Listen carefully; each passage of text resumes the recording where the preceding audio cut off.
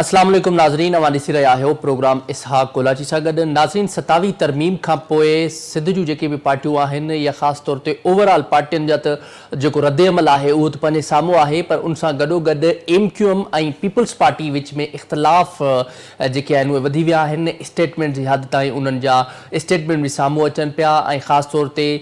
काल्ह मुस्तफ़ा कमाल MQM अॻवान ऐं फैसल सब्ज़वारी साहब उन्हनि प्रेस कॉन्फ्रेंस कई ऐं प्रेस कॉन्फ्रेंस में उन्हनि जो चवणु आहे त जेकी MQM जी जेकी तजवीज़ आहे, ख़ासि तौर ते 27 तरमीम जे लाइ जेका उन्हनि तजवीज़ पेश कई, उहा तजवीज़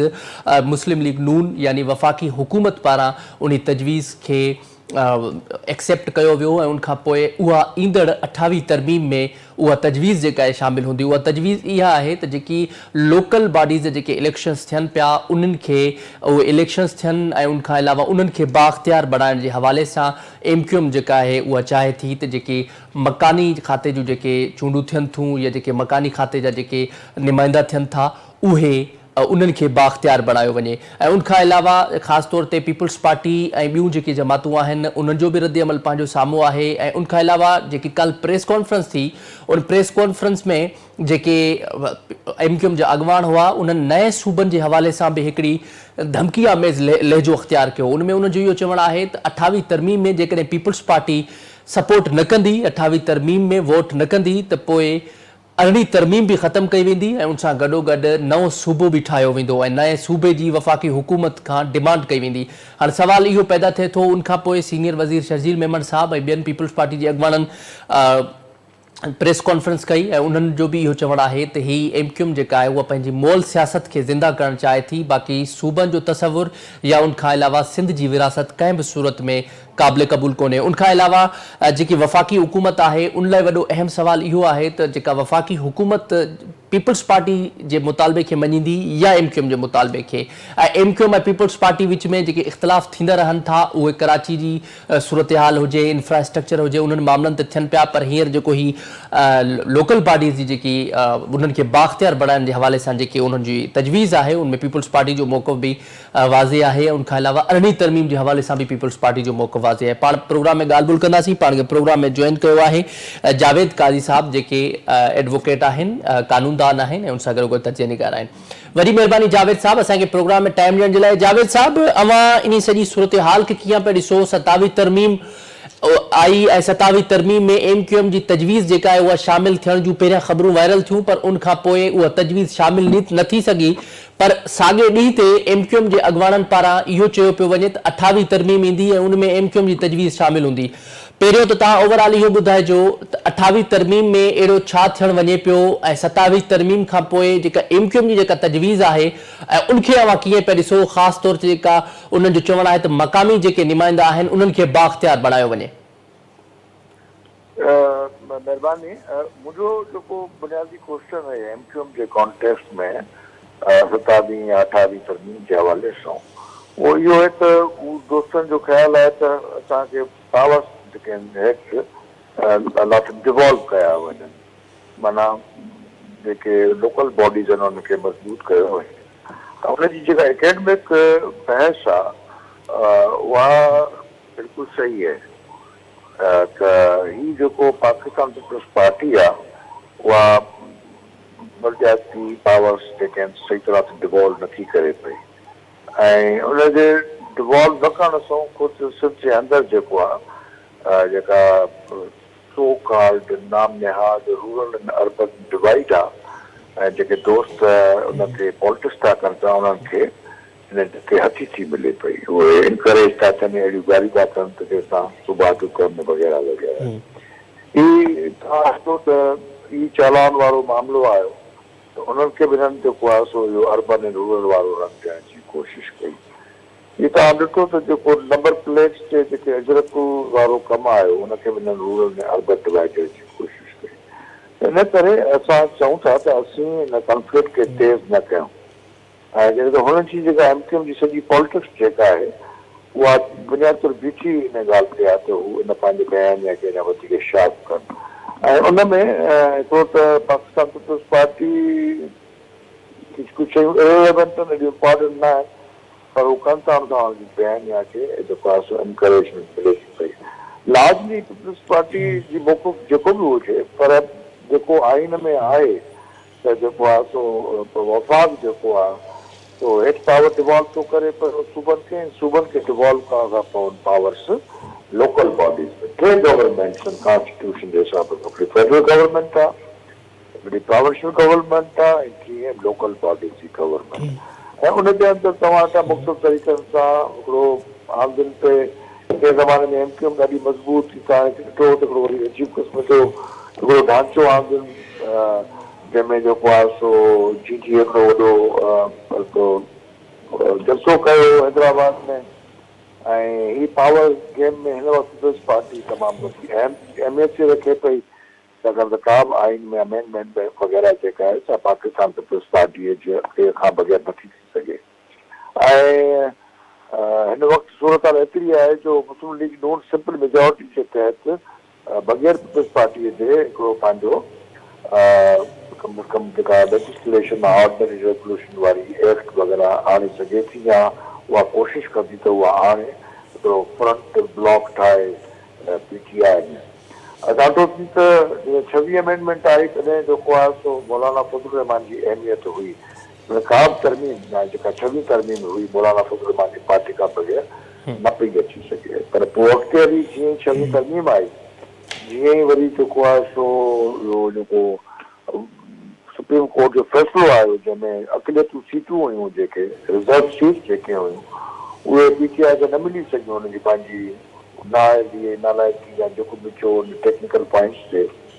ऐं हुनजे करे जेको आहे सो उहे सीटूं वरी जेके आहिनि सभिनीनि खे मिलियूं, ऐं हीअ ॿई पार्टियूं जेके एतिरी करे वई जो ॿिन्ही जे तहत टूटल मेजॉरिटी में आणे सघिजे थी का बि तरमीम। 28 तरमीम बि पाकिस्तान पीपल्स पार्टी खां बग़ैर नथी अची सघे। छा पाकिस्तान पीपल्स पार्टी इहो चाहींदी त जेको आहे जीअं कल्ह मुस्तफ़ा कमाल जो वॾो नरेटिव हो, असीं पोइ सूबे टोड़ने जी ॻाल्हि कंदासीं, उहा हुनजी पॉलिटिक्स आहे, हू कनि था पिया। हुन में हींअर कराची जा माण्हू हुन सां गॾु न आहिनि, पर हुनजी पॉलिटिक्स आहे उहो कनि पिया, ऐं मूंखे बिल्कुलु ऐं मुमकिन आहे ग़लति साबित थिया, अहिड़ी तरफ़ शयूं कोन थियूं वञनि पियूं। जेसिताईं लोकल बॉडीज़ जो तालुक़ु आहे, जॾहिं तव्हांखे एनर्जी अवार्ड मिले थो पियो त तव्हां हिकिड़ो प्रोविंशियल अवार्ड जिते ठाहियो त जेको डिस्ट्रिक्ट जेतिरो कमाए थो उनजो प्रोपोर्शन हिसाब सां हुनखे डेवलपमेंट लाइ पैसा मिलनि। जीअं बदीन मां पेट्रोल गैस निकिरे थो हुनखे ओतिरो प्रोपोर्शन पैसा मिलणु घुरिजनि डेवलपमेंट सां। जीअं घोटकी मां जेको आहे गैस वग़ैरह निकिरे थी, हुनजो जेको बि आहे हुनमें हुनजा हुनखे पैसा मिलणु घुरिजे। कहिड़ी तरह कराची जो ठीकु ठाक हिकिड़ो जेका रेवेन्यू थिए थी सिंध में, या जेका रेवेन्यू वञे थी पई वफ़ाक़ में, उनमें जो कंट्रीब्यूशन आहे जेतिरो चवनि था ओतिरो त न आहे ख़ैर कंट्रीब्यूशन, पर वरी वधि में वधि जेको रेवेन्यू जनरेट कंदड़ को शहर आहे, का डिवीजन आहे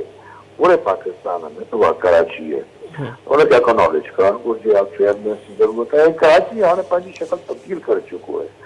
इहे पॉलिटिक्स करे सभु कुझु करे कराची जे बारे में चवनि था ॼण इहे उनजा वारिस आहिनि। हिन वक़्तु तमामु तेज़ी सां जेको आहे कराची में अगरि को वधीक आबादी अचे पई,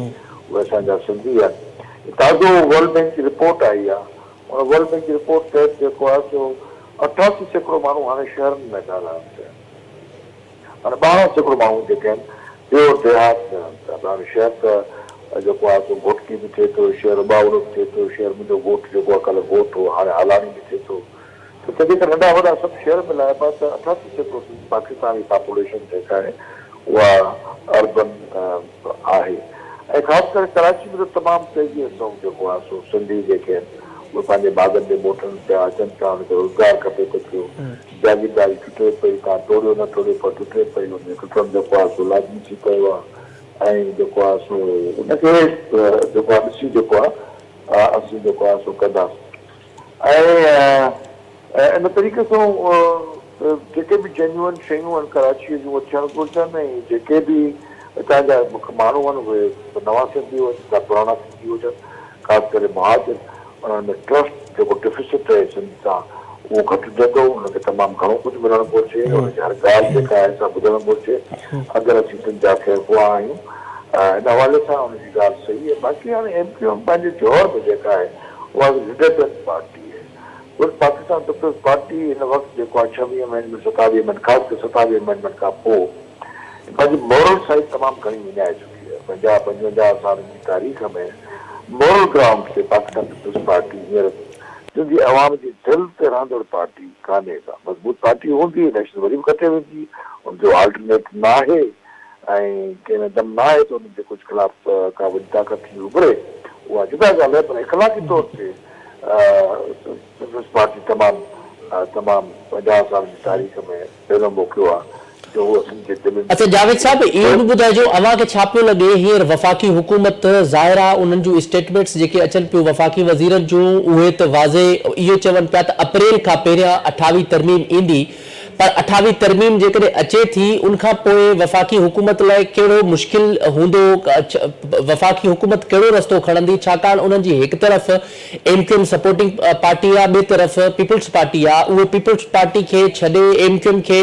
जी तजवीज़ कीअं पास कराए सघंदा या पीपल्स पार्टी जी तजवीज़ खे MQM कीअं पास कराइण ॾींदी त इहो वॾो अहम सवाल आहे त वफ़ाक़ी हुकूमत लाइ अहम सुवाल आहे बि ऐं न आहे चङा इहो त मुमकिन ई कोन्हे पीपल्स पार्टी खां बग़ैर का 28 अमेंडमेंट अची सघे थी तंहिंजे करे पीपल्स पार्टी जो ऑन बोर्ड न हूंदी त या अमेंडमेंट 28 त कान अचे हूंदी हाणे 28 अमेंडमेंट में छा थो अचे उहा ॿी शइ 28 अमेंडमेंट त बग़ैर कुझु का शइ न आहे न अचण में अमेंडमेंट थी सघे थी अमेंडमेंट बुरी थी सघे थी अमेंडमेंट में एतिरा वोट खपनि था अमेंडमेंट में आहे छा उहा तव्हांखे ख़बर न आहे 28 अमेंडमेंट में छा थो अचे उहो तव्हांखे ख़बर न आहे 27 अमेंडमेंट खां अॻु में असांखे का ख़बर कान्हे बिलावल भुट्टो इहो चयो त मूं वटि आयो हुयो वज़ीर आज़म ऐं असांखे चयो चई त जेको मजिस्ट्रेट पावर वधायो हे कयो हो कयो उहो कुझु त कोन अची सघियो न 28 अमेंडमेंट में जेको प्रपोज़ल खणी वियो उहो शहबाज शरीफ़ बिलावल भुट्टे उहो त कोन थी सघियो न कम अज़ कम हा 28 अमेंडमेंट आई त तव्हां वटि शकल आई त तव्हांखे ख़बर पई 27 अमेंडमेंट शकल आई त तव्हांखे ख़बर पई हुन में छा छा 28 अमेंडमेंट में हिन वक़्तु हुनजे बारे में कुझु कोन थो थिए तव्हां को ड्रॉप न आहे हुनजे बारे में हिकिड़ी कया चारायूं आहिनि हिकिड़ी जेका आहे प्रोपेगेंडा आहे हाणे 27 अमेंडमेंट में जेको आहे बग़ैर MQM जेको आहे MQM बि सम्झां थो ऑन बोर्ड हुई MQM खां बग़ैर बि जेका आहे 27 अमेंडमेंट न पई आहे अची सघी पोइ MQM उथी छो न आई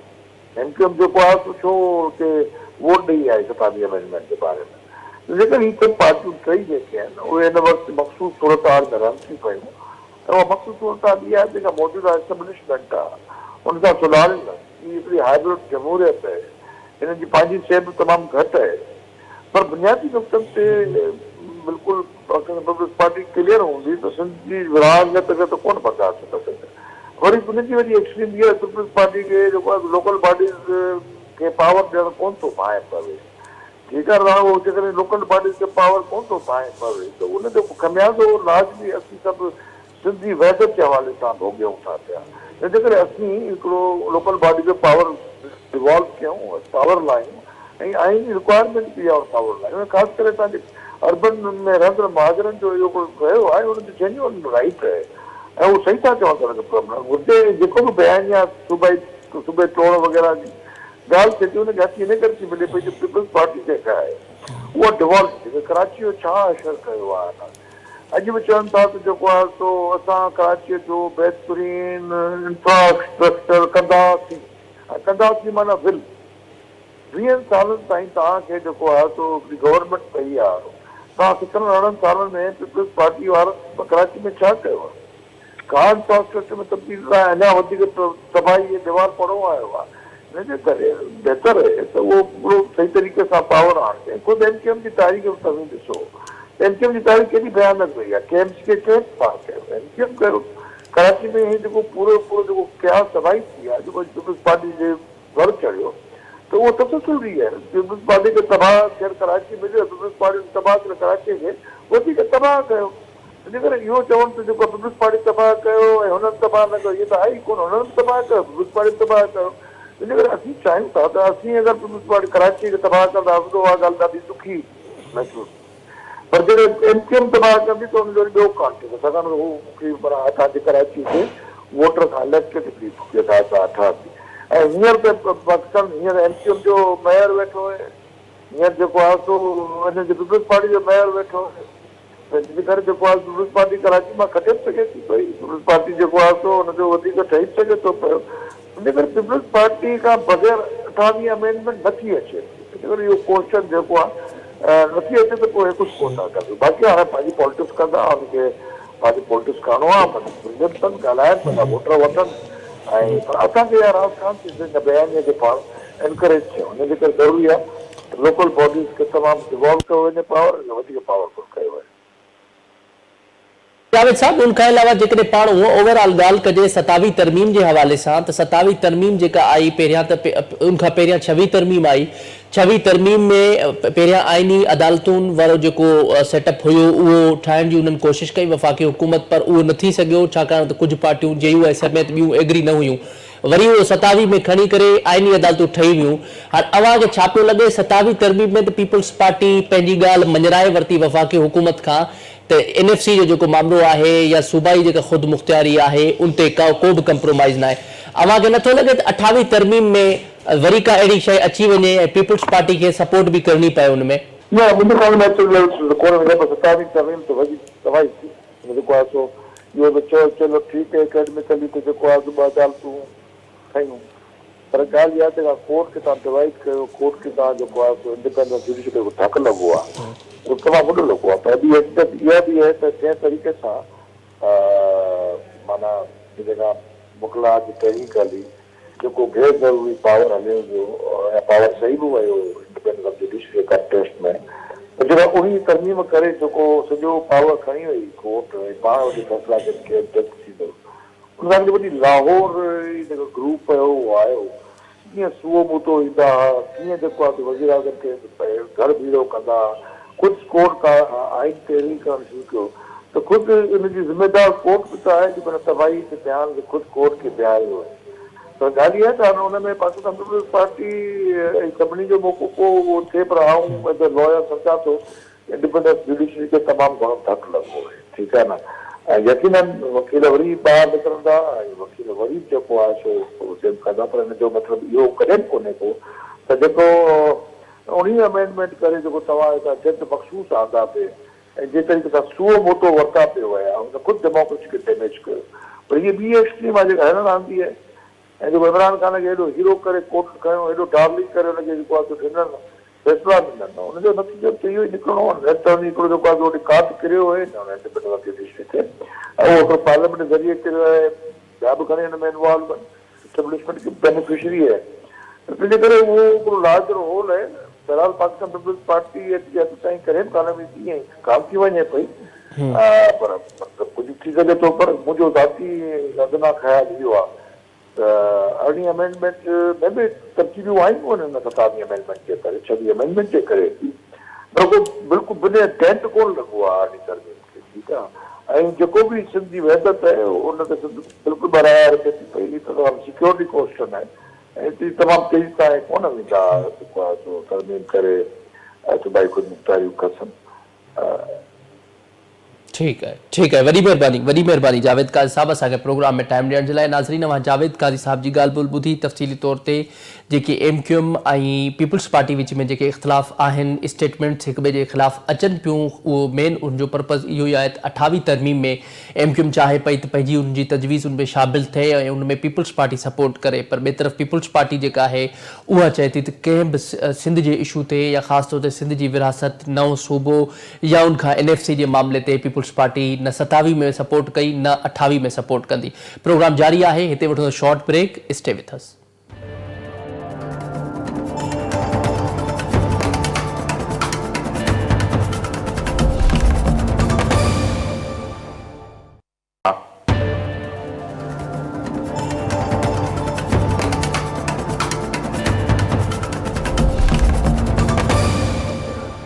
वेलकम बैक नाज़रीन, प्रोग्राम में अवां खे हिकु दफ़ो ॿीहर भली कार चऊं था। पाण ॻाल्हि ॿोल करे रहिया हुआसीं 27 तरमीम जे हवाले सां, ऐं 27 तरमीम खां पोइ 28 तरमीम जे हवाले सां जेके ख़बरूं अचनि पियूं या MQM जा अॻवान जेके आहिनि उहे एक्साइटेड आहिनि 28 तरमीम जे हवाले सां, ऐं उन्हनि जूं उहे इहे दावा बि कनि पिया त उन्हनि जूं जेके तजवीज़ूं आहिनि उहे 28 तरमीम में शामिल हूंदियूं, ऐं उनखां पोइ उन्हनि पीपल्स पार्टी खे नए सूबे जी बि धमकी ॾेई छॾी आहे। ॿिए तरफ़ पीपल्स पार्टी जा जेके अॻवान आहिनि उन्हनि जा बयान बि पंहिंजो साम्हूं आहिनि। पाण प्रोग्राम खे प्रोग्राम में ॻाल्हि ॿोल कंदासीं। पाण खे प्रोग्राम में जॉइन कयो आहे ज़मीर घुमरो साहब, पीपल्स पार्टी अॻवान आहिनि ऐं सेनेटर आहिनि। ज़मीर साहब, वॾी महिरबानी प्रोग्राम में टाइम ॾियण जे लाइ। ज़मीर साहब, अवां इन सॼी सूरत हाल खे कीअं पिया ॾिसो? हिकु त जेकी लोकल बॉडीज़ जो जेको बाख़्तियार बणाइण जे हवाले सां जेका तजवीज़ शामिल आहे MQM पारां, ऐं उन्हनि जी दावा आहे त 28वीं तरमीम में इहा शामिल हूंदी ऐं उनमें पीपल्स पार्टी खे वोट करणो पवंदो, उन हवाले सां अवां जो छा चवणु आहे? इहा हिनजी ख़्वाहिश आहे ऐं पाकिस्तान पीपल्स पार्टी हिनखे चयो हो त तव्हां शेयर कयो ऐं असीं फेडरलाइज़ न करणु ॾींदासीं लोकल गवर्नमेंट खे। आर्टिकल 140A में जेको आहे सो अॻ में ई प्रोविजन आहे त हर सूबो जेको आहे सो लोकल गवर्नमेंट जो सिस्टम क़ाइमु कंदो ऐं इलेक्टेड रिप्रेज़ेंटेटिव्स खे फाइनेंशियल एडमिनिस्ट्रेटिव ऐं पॉलिटिकल अथॉरिटी ॾींदो। हाणे सिंध वाहिद सूबो आहे जिते लोकल गवर्नमेंट सिस्टम आहे। ही विया हुआ उन आर्टिकल 140A खे तशरीह कराइण लाइ सुप्रीम कोर्ट में। सुप्रीम कोर्ट बि इहो चयो त ही पैरामीटर्स आहिनि। उन खां पोइ सिंध असेंबली जेको आहे उन कानून में तरमीम कई ऐं उहो हाणे जेको आहे लोकल गवर्नमेंट लॉ आहे सिंध में। हाणे उन में ही पंहिंजो पॉलिटिक्स करण जे लाइ अहिड़ी लैंग्वेज इस्तेमालु था कनि, सूबो ठाहींदासीं। सूबो कीअं ठहंदो? सिंध में सूबो नामनि ते न ठहनि ऐं ही पंहिंजे पॉलिटिक्स खे अॻिते वधाइण जे लाइ धमकी सां जेको आहे अमेंडमेंट थोरी थींदी आहे। धमकी सां पाकिस्तान पीपल्स पार्टी धमकी सां ॾिनी थोरी वेंदी। पाकिस्तान पीपल्स पार्टी हिनखे चयो त तव्हां ॾियो ड्राफ्ट ॾियो, असां ॾिसंदासीं उन में छा आहे ऐं कहिड़ियूं शयूं तव्हां घुरो था। ऐं नंबर ॿियो त ही मुंहिंजो PhD ते ज़ोर आहे त तव्हांखे जीअं NSC मिले थो असांखे PhD मिले थो। दुनिया में लोकल गवर्नमेंट जा पंहिंजा टैक्सिस आहिनि, जो प्रॉपर्टी टैक्सिस या ॿिया टैक्सिस आहिनि, उहा प्राउंसिल गवर्नमेंट खां ऐं फेडरल गवर्नमेंट खां जेको आहे हैंड आउट जा पैसा न वठंदी आहे। उनजा पंहिंजा जेको आहे लोकल गवर्नमेंट मज़बूती तरह थींदी आहे जॾहिं उहो पंहिंजा टैक्सिस जेको आहे पंहिंजी इनकम उनखे हुजे। हाणे हीअ चवनि था त असांखे सूबाई जेके पैसा आहिनि, जेके सूबाई टैक्सिस आहिनि, उन मां असांखे हिसो ॾियो। हाणे उन ते जेको आहे उन ते ज़ाहिर डिबेट थींदो ऐं PSC जो प्रोविजन आहे जेको आहे उहो लोकल गवर्नमेंट लॉ में ऐं पर प्रोविंशियल गवर्नमेंट जेको आहे अञा उन ते मुंहिंजे ख़्याल में गौर वीचार करे रही आहे। लोकल गवर्नमेंट रुगो सिंध में ई आहे, पंजाब में इलेक्शन कोन था कराइनि, KPM में तव्हांखे हाल ॾिसो पूरो आहे। मुंहिंजे ख़्याल में सिंध जो जेको निज़ाम आहे लोकल गवर्नमेंट जो बहितर आहे ऐं 28वीं तरमीम ईअं कोन थींदी आहे। पोइ तरमीम करणु आई में तमामु ॾुखी ॻाल्हि आहे, सवली ॻाल्हि कोन्हे का। ऐं 27वीं तरमीम पिणु ॾुखी ॻाल्हि हुई ऐं उन में पाकिस्तान पीपल्स पार्टी NSC हुजे या डेवोल्यूशन जा इशूज़ हुजनि या मैजिस्ट्रेसी हुजे, उन्हनि खे सभिनी खे जेको आहे सो रद्द कयो ऐं जेके शयूं जुडिशरी जे बारे में फेडरल कॉन्स्टिट्यूशन कोर्ट जेका असांजे मंशूर में चार्टर ऑफ डेमोक्रेसी में शामिल हुई, जेकी सभिनी पार्टियुनि में सही थियल आहिनि, असां फेडरल कॉन्स्टिट्यूशन कोर्ट ठाहींदासीं जेका 23 सूबनि जी बराबरी जी बुनियाद ते ॿुधल हूंदी। उन जे करे पाकिस्तान पीपल्स पार्टी उन ते एग्री कयो ऐं ॿी जुडिशरी जे बारे में जेका प्रोविजन हो त जजिस जी ट्रांसफर इंडिया में प्रोवाइडेड आहे कॉन्स्टिट्यूशन में, उनखे प्रेसिडेंट कंदो आहे। पर हिते असां पाकिस्तान पीपल्स पार्टी रखियो त इहा जुडिशल कमीशन ऑफ पाकिस्तान करे ऐं उन में उन हाई कोर्ट जंहिं मां जज ट्रांसफर थिए थो ऐं जंहिं में वञे थो उन जा ॿई chief justice judicial council judicial commission of Pakistan जा मेंबर हुजनि त जीअं जेको आहे सो उनखे प्रोटेक्शन हुजे, त जीअं उहा प्यूनेटिव न हुजे ट्रांसफर ऐं पब्लिक इंटरेस्ट न हुजे। अच्छा ज़मीर साहब, उनखां अलावा MQM जे जेके अॻवान आहिनि, ख़ासि तौर ते काल्ह मुस्तफ़ा कमाल साहब प्रेस कॉन्फ्रेंस कई, एक्साइटेड आहिनि। हू चवनि था वफ़ाक़ी हुकूमत असांजी तजवीज़ खे मञण लाइ तयारु आहे, पीपल्स पार्टी खे बि मञणो पवंदो, जेकॾहिं पीपल्स पार्टी न मञंदी त पोइ असां सूबे जो मुतालबो कंदासीं। उनखां अलावा ख़ासि तौर ते उन्हनि इहा बि दावा कई आहे त पंजाब असेंबली में बि कुझु ॾींहं पहिरियां जेका इन्हनि जी तजवीज़ आहे, ड्राफ्ट कयल जेका MQM जी तजवीज़ आहे, उहा बि जेको ड्राफ्ट कयल बिल उहो बि पंजाब असेंबली मां पास थियो आहे। अवां छा पिया सम्झो, वफ़ाक़ी हुकूमत उन्हनि खे छा यकीन दहानी कराई छॾी आहे? छाकाणि 27वीं तरमीम में MQM ज़ाहिरा उन MQM खे सपोर्ट जी ज़रूरत हुई, वफ़ाक़ी हुकूमत उन सां ज़ाहिरा तजवीज़ुनि जी हवाले सां ॻाल्हि थी हूंदी। हे जेके एतिरा एक्साइटेड आहिनि, ज़ाहिरा उन पुठियां वफ़ाक़ी हुकूमत उन्हनि खे सपोर्ट न पई करे। वफ़ाक़ी हुकूमत ॾिसो सिंध में इहो हिनखे सपोर्ट कंदी आहे ऐं वफ़ाक़ सां सदाईं गॾु हूंदा आहिनि, उहा ई पॉलिटिक्स कंदा आहिनि। पर पंजाब में पंजाब वटि पाण जेको आहे लोकल गवर्नमेंट जो सिस्टम कोन्हे का, उहो इलेक्शन कोन था कराइनि त पंजाब असेंबली जेका रेज़ोल्यूशन पास करे थी उनजी कहिड़ी जेका मॉरल अथॉरिटी आहे? लीगल अथॉरिटी त उनजी आहे ई कोन, पर उनजी कहिड़ी मॉरल अथॉरिटी आहे जेका पंजाब जी असेंबली रेज़ोल्यूशन पास करे थी? उन खां पोइ पाकिस्तान पीपल्स पार्टी हुनखे चयो त लोकल गवर्नमेंट जो जेको इशू आहे उन ते असां ओपन आहियूं, तव्हां अचो खणी अचो, प्रपोज़ल खणी अचो, छो त आर्टिकल 140A में क्लियरली लिखियलु आहे, इहो वॾो लोकल गवर्नमेंट खे प्रोटेक्शन ॾिनल आहे त तव्हां हर सूबो जेको आहे पंहिंजे लिहाज़ सां लोकल गवर्नमेंट जो सिस्टम क़ाइमु कंदो ऐं इलेक्टेड रिप्रेज़ेंटेटिव्स खे फाइनेंशियल एडमिनिस्ट्रेटिव ऐं पॉलिटिकल अथॉरिटी ट्रांसफर कंदो। उहा पाकिस्तान पीपल्स पार्टी सम्झे थी त सिंध में जेको आहे वॾे पैमाने ते उहा अथॉरिटी ट्रांसफर कयल आहे, लोकल गवर्नमेंट जो सिस्टम हले थो।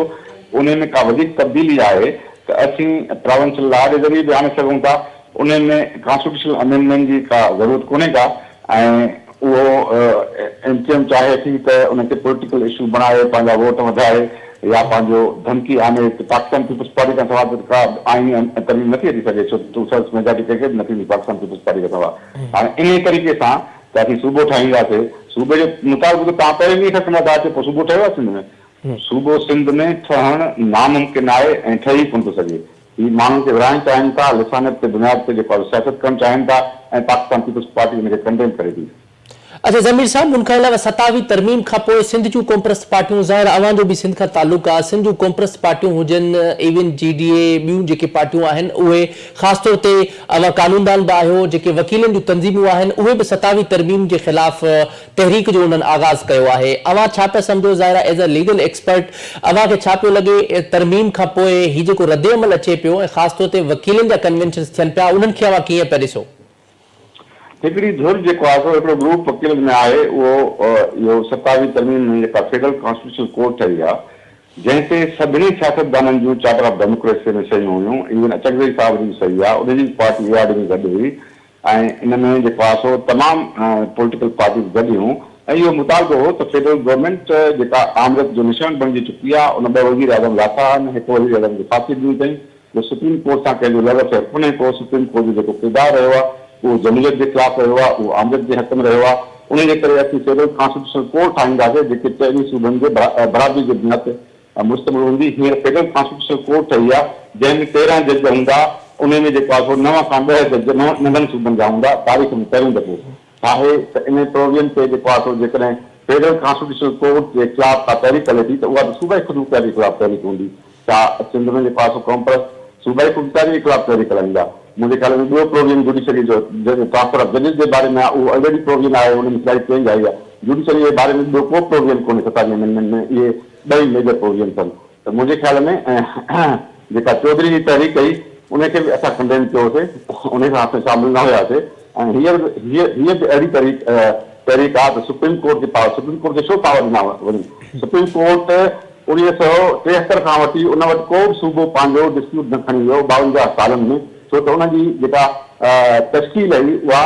सूबनि जे बराबरी जे बुनियाद ते ॿुधल न हुई, ऐं उनजी ओरिजिनल जेका जुरिडिक्शन हुई, उनजो ओरिजिनल जेको कमु हो उहो सूबनि ऐं वफ़ाक़ जे विच में तकरार निभाइणो हो, ऐं उहो कमु सुप्रीम कोर्ट उन में नाकाम वई। सुप्रीम कोर्ट हाई कोर्ट जी जुरिडिक्शन जेका फसे फुरे वरिती, प्रोविंशियल ऑटोनॉमी खे तबाह कयो, ऐं उन जे करे पॉलिटिकल गवर्नमेंट खे जेको आहे सो प्राइम मिनिस्टर खे लाथो वियो। उन जे करे मुंहिंजे ख्याल में इहो केस जेको आहे उहो प्रोविंशियल ऑटोनॉमी जो आहे। 27th अमेंडमेंट प्रोविंशियल ऑटोनॉमी खे जेको आहे मज़बूत थी करे ऐं एग्जीक्यूटिव कोर्ट जज जेको आहे मुक़ररु न कंदी, छो त पहिरियों दफ़ो रुॻो चीफ जस्टिस खे प्रेसिडेंट ऐं प्राइम मिनिस्टर जी एडवाइस ते करे सघे थो। उन खां पोइ जेके जज फेडरल कॉन्स्टिट्यूशनल कोर्ट में थींदा उहो जुडिशल कमीशन ऑफ पाकिस्तान मुक़ररु कंदी, जीअं सुप्रीम कोर्ट में मुक़ररु थींदा आहिनि। त मुंहिंजे ख्याल में इन जे बारे में जेको आहे सो का वधीक तफ़सील न विया आहिनि। उन्हनि में मुंहिंजे ख्याल में काफ़ी जेको आहे सो कॉम्प्रेस जुड़ियूं, उन जी मुखालफ़त बि कनि थियूं, त असीं जेको आहे उनखे सपोर्ट कयूं था। काफ़ी पॉलिटिकल पार्टीज़ उनखे सपोर्ट बि कनि थियूं। बाक़ी कुझु ग्रुप्स आहिनि, ज़ाहिर आहे उनजो डेमोक्रेटिक राइट आहे, उहे जेकॾहिं उनखे मुखालफ़त कनि था त उहो आवाम जेको आहे उनखे पाण जवाबु ॾींदो।